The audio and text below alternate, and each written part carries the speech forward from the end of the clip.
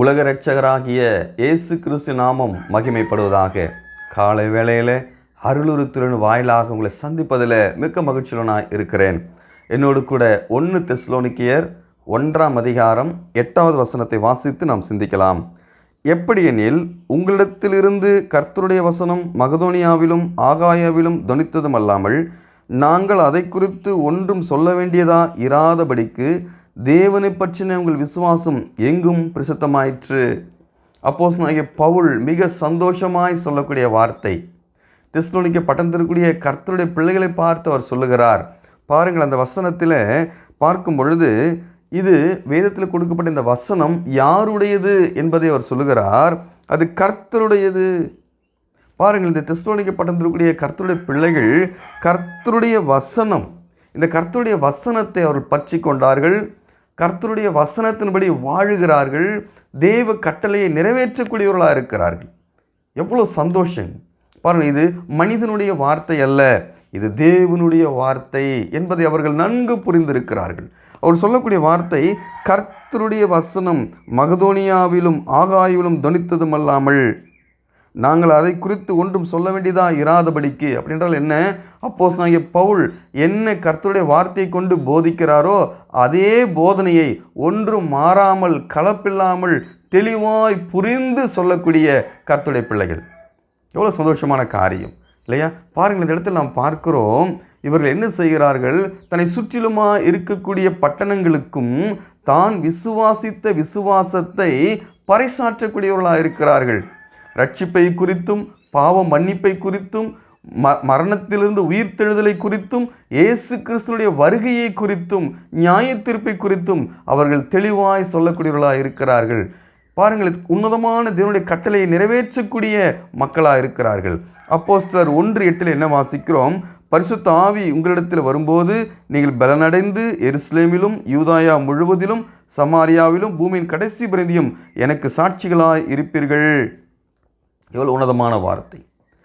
அன்று சொல்லப்பட்ட அந்த கட்டளை, எனக்கு சாட்சிகளாக இருப்பீர்கள். எருசலேமில் மாத்திரமல்ல, யூதாவில் மாத்திரமல்ல, சமாரியாவில் மாத்திரமல்ல, உலகத்தில் முடிவு பிறந்தியும். இந்த தெசலோனிக்கே சபையார் இந்த வார்த்தைக்கு இணங்கி தன்னை சுற்றிலுமாக இருக்கக்கூடிய பட்டணங்களுக்கு சாட்சிகளாக இருக்கிறார்கள். வசனத்துக்கு சாட்சிகளாக இருக்கிறார்கள். எவ்வளோ உன்னதமான ஒரு வாழ்க்கை பாருங்கள் பிரியமானவர்களே. அவர்கள் எப்படிப்பட்ட சூழ்நிலையில் இதை அறிவித்தார்கள் பாருங்கள். 1 தெசலோனிக்கேயர் 1 அதிகாரம் 6வது வசனத்திலே முதல் பகுதியிலே பார்க்கிறோம். நீங்கள் மிகுந்த உபத்திரவத்திலே பரிசுத்த ஆவியின் சந்தோஷத்தோடு திருவசனத்தை ஏற்றுக்கொண்டு எங்களையும் கர்த்தரையும் பின்பற்றவர்களாகி.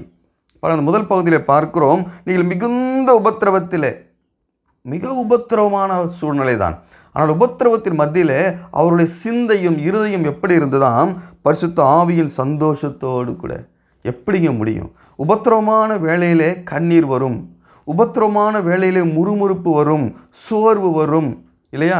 ஆனால் இந்த இடத்துல பார்க்கிறோம், உபத்திரவத்திலே சந்தோஷமாக இருந்தார்களாம். காரணம் என்ன? பரிசுத்த ஆவியானவர் அவர்களுக்குள் இருந்தார். பிரியமானவர்களே, இன்று உங்களுடைய வாழ்க்கையில் உபத்திரவம் இருக்கும்பொழுது சந்தோஷம் இருக்கிறதா? உண்மையாகவே நீங்கள் உபத்திரவம் இருந்தாலும் சந்தோஷத்தோடு கூட இருக்கு என்று சொன்னால் பரிசுத்த ஆவியானவர் உங்களுக்குள் இருக்கிற நிச்சயம் உண்டு. எப்பொழுது பரிசுத்த ஆவியானவர் கிடைக்கிறார்? எபேசியர் 1:13 வாசிக்கிறோமே, நீங்களும் உங்கள் ரட்சிப்பின் சுவிசேஷமாகிய சத்தியவசனத்தை கேட்டு விசுவாசிகளான போது வாக்குத்தத்தம் பண்ணப்பட்ட பரிசுத்த ஆவியால் அவருக்குள் முத்திரை போடப்படுகிறீர்கள். எப்பொழுது நான் பாவி என்று உணர்ந்து அந்த நல்ல செய்தி, பாவிக்கான இரட்சகர் இயேசு கிறிஸ்து என்று சொல்லி வரும்பொழுது அதை நீங்கள் விசுவாசிக்கும் பொழுதே பரிசுத்த ஆவியானவர் உங்களுக்குள் முத்திரையாக போட்டு அவர் உங்களுக்குள் இருக்கிறார். அந்த நிச்சயம் உங்களுக்கு இருக்கும் பொழுது உபத்திரவம் இருந்தாலும் சந்தோஷமாக இருப்பீர்கள் என்ற ஒரு நல்ல செய்தி இங்கே பார்க்கிறோம். அது மாத்திரமல்ல, தெசலோனிக்கே பட்டணத்தார் வேலைக்கு போகும்போதும் வரும்போதும் மற்ற இடத்துல பேசும் பொழுதும் எதை குறித்து அவர் பேசியிருக்கிறார்கள்? வசனத்தை அவர்கள் பேசியிருக்கிறார்கள். பிரியமானவர்களே, நாம் குடும்பத்தில் இருக்கக்கூடிய நபர்களோடு கூட என்ன பேசுகிறோம்? நமக்கு சுற்றிலுமா இருக்கக்கூடிய மக்கள் மத்தியில் நாம் என்ன வார்த்தைகளை பேசி கொண்டிருக்கிறோம்? சமயம் வாய்த்தாலும் வாய்க்காவிட்டாலும் திருவசனத்தை ஜாக்கிரதையாய் போதிக்க வேண்டும் என்று சொல்லி பவுல் சொல்லக்கூடியதை நாம் பார்க்கிறோம். ஆகையினால் நம்ம கிருபை பொருந்தி அந்த வசனத்தை நாம் பேசுகிறோமா என்று நாம் சிந்திக்க வேண்டும். பாருங்கள், மல்கியா 3ஆம் அதிகாரம் 16ஆம் வசனத்திலே கர்த்தருக்கு பயந்தவர்கள் ஒருவரோடு ஒருவர் பேசிக்கொள்வார்கள், கர்த்தருக்கு பயந்த பிள்ளைகள் ஒருவரோடு ஒருவர் பேசிக்கொள்வார்கள். அது சபைக்குள்ளாக இருக்கலாம், வெளியிலே இருக்கலாம். ஆனால் என்ன பேச வேண்டும்? பாருங்கள், இங்கே வாசிக்கிறோம், ஒருவர் பேசிக்கொள்வார்கள், கர்த்தர் கவனித்து கேட்பார். கர்த்தருக்கு பயந்தவர்களுக்காகவும் அவருடைய நாமத்தை தியானிக்கிறவர்களுக்காகவும் ஞாபக புஸ்தகம் ஒன்று அவருக்கு முன்பாக எழுதப்பட்டிருக்கிறது.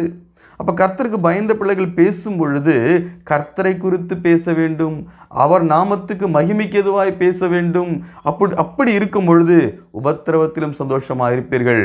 வேத வசனத்தை கேட்கிறது மாத்திரமல்ல, அது கீழ்ப்படிந்து மற்றவர்களுக்கும் தேவனாம் மகிமைக்கு எதுவாய் நீங்கள் பயன்படக்கூடிய உன்னதமான பாத்திரங்களாக இருப்பீர்கள் சொல்லி பார்க்கிறோம். இது ஒரு வசனம் வாசிக்கலாம். 2 தெசலோனிக்கேயர் 3ஆம் அதிகாரம் 1 வசனம் பாருங்கள்.